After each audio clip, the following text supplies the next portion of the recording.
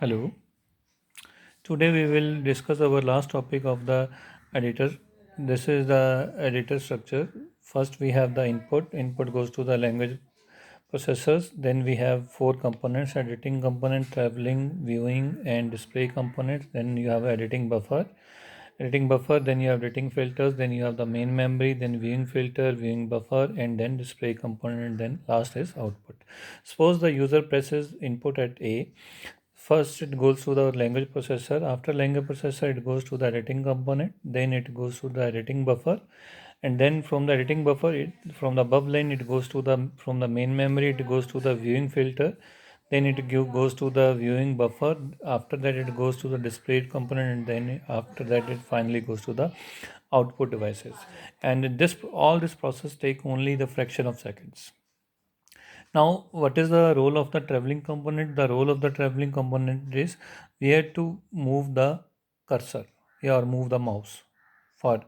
And the role of the viewing component is how much screen you want to see. If you want to view a lower part of the screen, then you have to move the screen down with the help of mouse. That is the viewing component. And the last component is the display component, which finally displays it on the screen.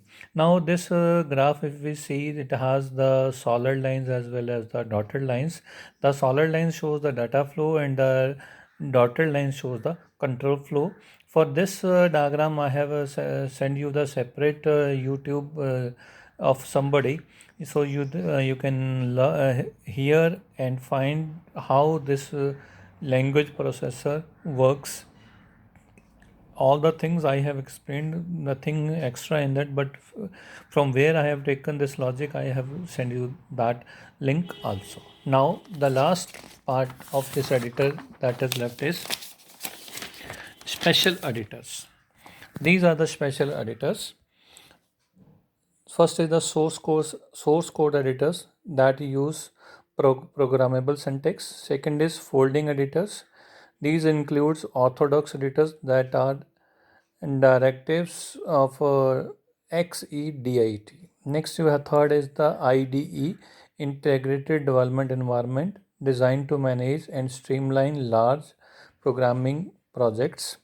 Fourth is World Wide Web offers a variety of HTML editors dedicated to the task of creating web pages, including Dreamweaver or text editors and Comforts.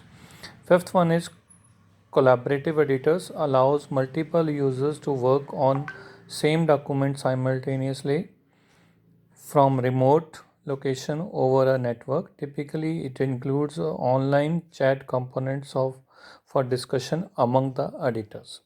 The sixth one is distracting free editors. These provides a minimative interface with purpose of isolating the writer from the rest of the apps and operating system. The example is HPEDIT. These you have to remember all these the special type of editors. So in editors, first of all, we have discussed what is editor. Next, we have discussed about the design of the text editor. This structure we have discussed. Then we have discussed about the various types of editors. Then we have discussed 4-5 types of editors, and this one diagram we have discussed.